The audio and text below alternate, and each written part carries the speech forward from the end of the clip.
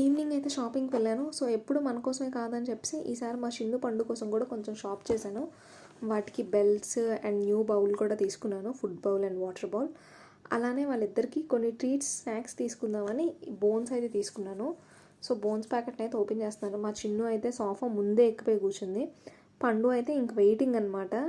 కాకపోతే నేను చేసిన మిస్టేక్ ఏంటంటే పెద్ద బోన్స్ తీసుకున్నాను, చిన్నదాయి తినలేదు అనే విషయం నాకు గుర్తులేదు.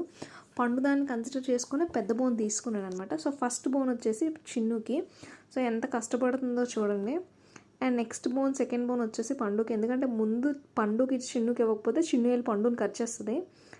సో పండుదాని బోన్ అయితే పండుదానికి ఇచ్చాం. ఇప్పుడు అది ఇంకా సోఫా ఎక్కిపోయింది. ఇంక ఇప్పుడు వీళ్ళు స్టార్ట్ చేస్తారనమాట ఈ వీళ్ళ దుమ్ముల పండుగని.